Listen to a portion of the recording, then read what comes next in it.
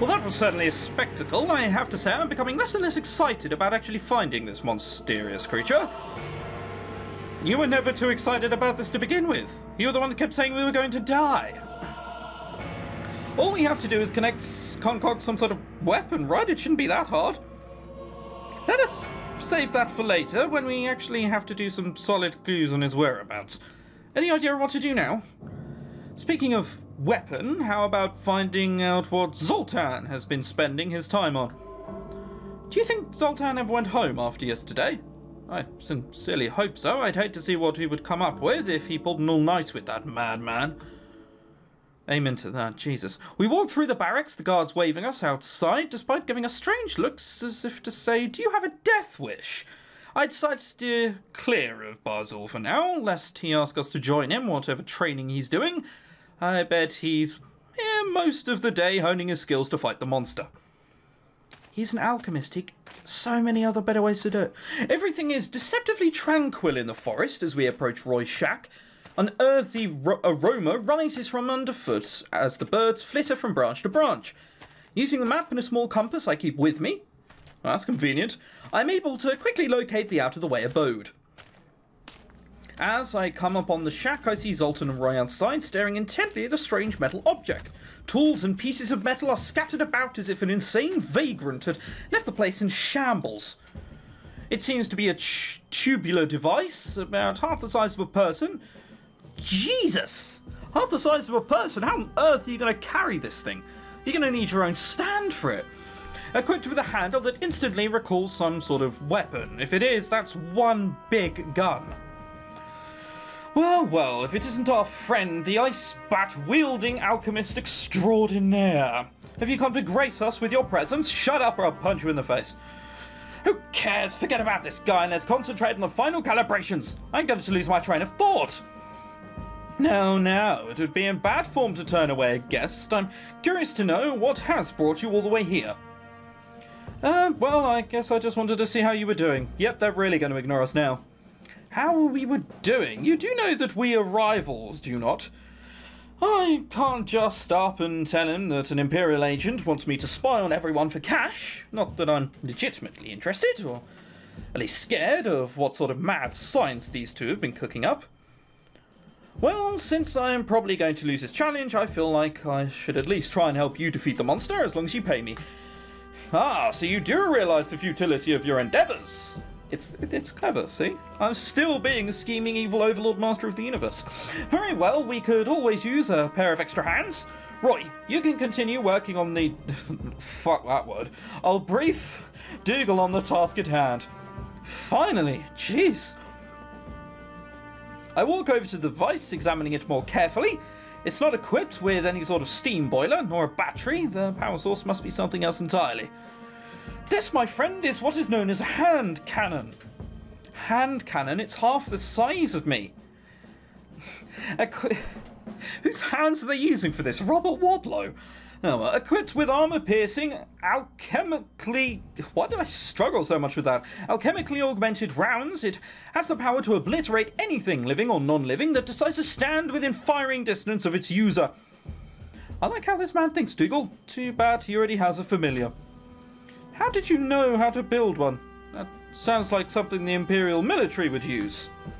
Actually, I didn't build it per se, I simply repaired it. It originally belonged to Roy and he could not figure out how to return it to working condition. Ah, so you are useful for some things. You mean Roy lugged that huge thing all the way over here from the Empire? He says it was a family heirloom. What kind of family has a massive gun as their most treasured possession? Have you not been to Texas? It's either that or hats. It's not a gun, it's a cannon. Only a fool would make that distinction. What I'm interested in is where he got it in the first place. I've so far failed to squeeze that information out of him, so if you're to waste your time trying, be my guest. I will. However, if you desire to ask me any more practical questions, I would be glad to answer them in exchange for your assistance, of course. He just wants to gloat over his superior skills. Do you really want to indulge him? Yep, money's a good thing. There could be some useful clues hidden in there. Don't say I didn't warn you. How does the hand cannon work? Yes, he's not going to hate me for asking this. I'm curious, what's the power source for that hand cannon? It's a combination of alchemic power and pressurized steam. When the canister is fitted to the barrel and released, it fires the projectile outwards. It is then accelerated by barrel-mounted coils charged with wind energy. God, I could just feel all of this going over my head completely. Of course, afterwards, another round must be breech-loaded into the barrel, but that's a small price to pay for such offensive power. Wind alchemy seems to be one of the most prized skills in the Empires these days. Well, you know what they say, when you need something to go fast, find a wind alchemist. Who says that? Does anyone say that? That doesn't seem like a very particular common saying. And almost everything in the Empire has to move faster these days. Don't they use that on airships as well? That is a completely different principle, don't worry, I wouldn't expect you to understand. Let's say that someone was a fire alchemist who just arrived on the Empire. What job do you think they could get on the down low?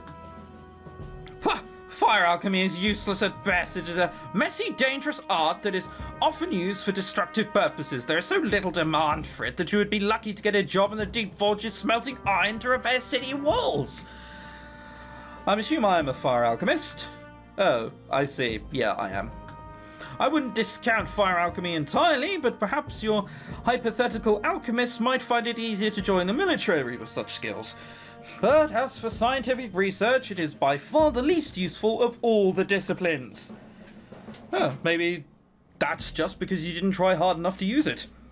Ridiculous. Show me a civilization that could subsist mainly on fire alchemy and I'll need my robe. They would most likely burn to the ground before they could develop anything scientific. Well then, back to the topic at hand. What do you plan to do with it?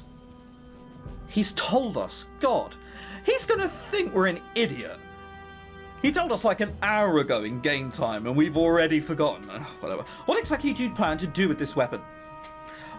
Why, empty it directly into the monster's cranium, of course. What else would there be to do with it? Isn't that a little simplistic of a plan? Of course not. We have everything planned out in advance. First, we will lure the monster out into the open. Not very specific, is it? And then let loose while it's distracted. Roy here will be my cannoneer while I will supervise the placement of the trap. You can be our backup in the extremely unlikely event of something going wrong. How will you track down the monster? Yeah, see, I'm asking the specific questions. How exactly do you plan to find said monster? Oh, we're not going to find it. We will wait for it to come to us. I have fashioned together a lure of sorts that will attract the monster to our location. A lure? Care to tell me more? If you're thinking it's food, well, it's not. That would be far too simplistic. Rather, it is food tainted with ground Etherian dust. You ground up one of your crystals. Yes, it is a little-known fact that grinding Etherium and heating it up to high temperatures results in creation of aether vapors. Combined with the scent of cooking food, these vapors should prove irresistible to any creature with a high concentration of ether in its body. Yeah, that's actually quite clever. That would make a rather interesting seasoning. I prefer salt, if I'm going to be honest. That sounds dangerous. It would probably also be highly poisonous. Actually, huffing ether fumes has long been a popular way to commune with otherworldly forces amongst a small circle of brave souls. However, the side effects can include spontaneous explosions, sudden dimensional shifts, and complete mental breakdown. So I must advise you to stay far away while we are preparing the trap. I'm not going to argue with that. I'm going to let that go. That's fine. You do that. Well, that sounds much better. What could possibly go wrong? Nothing, hopefully, but if I begin to phase in and out of reality, please make sure to contact an alchemist. A qualified one, please. Hey! I can burn you, and I can...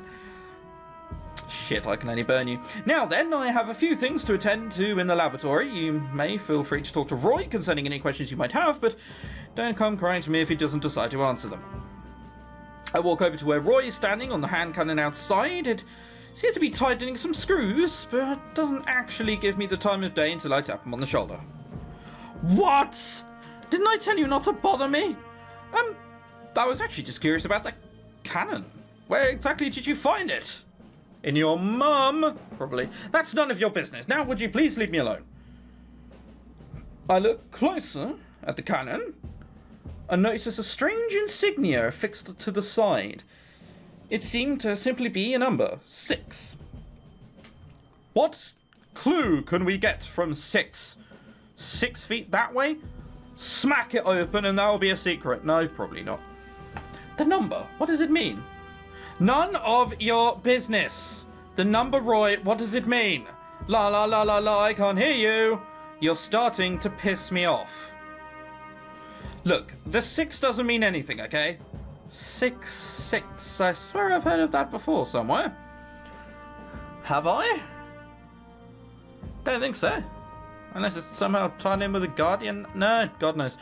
Of course you have. It's a number. Not that. Damn it. My memories are just so foggy. Don't try and force it. That won't make you remember any faster. No, wait.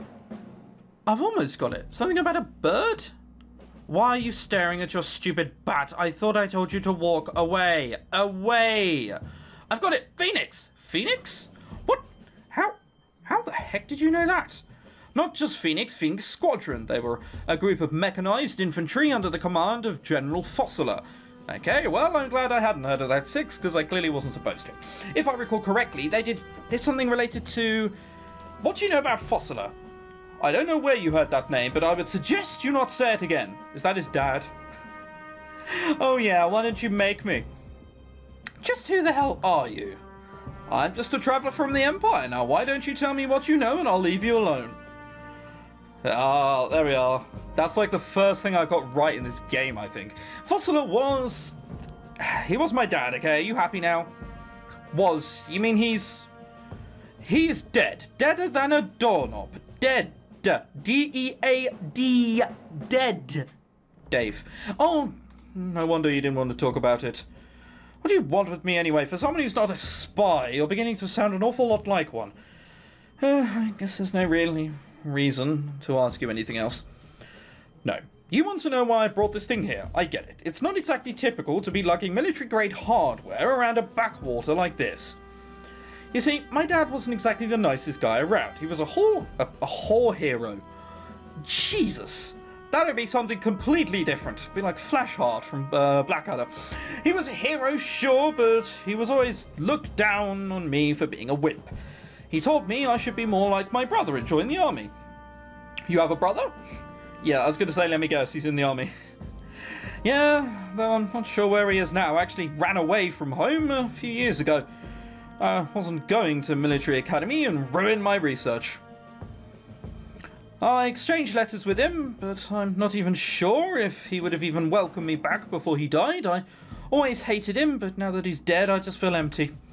What made you bring the hand cannon, though? Cold Dougal! That's right, just saying all this about your family dying, and I'm like, look, mate, what about the hand cannon? I don't care. Jesus, cool as ice. This was my dad's old weapon, back when these things were still prototypes. This is the weapon that made him a hero, when he used to take it down to the Felkrig and storm a group of Ferran pirates who wanted to seize an Imperial border town. So, kind of like Icebound then. Not really, there are mod law like them, and they were brutal. They would have burned the place to the ground and killed everyone inside. But that was a long time ago, before the airships were patrolling the skies, and act of heroism like that wouldn't even be possible anymore. They'd just send a destroyer to fire its guns at them from a mile away, impersonal and unaccountable. It's the way I prefer it.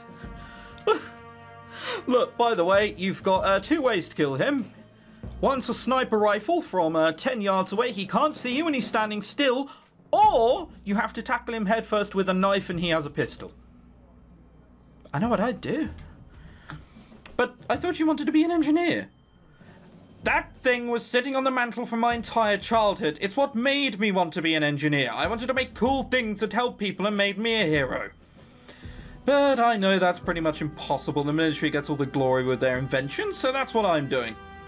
I don't need this hand cannon anyway. My new alchemic weapons will be far more efficient. I'll sell them to Kai and earn enough cash to buy myself a real house. Yeah, I can see this house being a bit of a problem when it starts to rain. Woo! Guns! Yeah! Guns! Not bad at all. Think you can lend me one of those when you're done? Of course not. I need to make a living somehow. Diggle, what are you saying? You haven't used one of those guns before. Yes, I'm an evil master overlord, Isaac. I keep telling you this. Well, there's a first time for everything, right? Finally, someone who understands. Oh, I have lots of ideas about how to sell more guns. All we have to do is pump some money into softening up the Imperial High Court, and they'll let us put a stand on every street corner. I refuse to sell my guns to ignorant, trigger-happy civilians. No. My guns are works of art. Alright, mate, you're not fucking Rembrandt.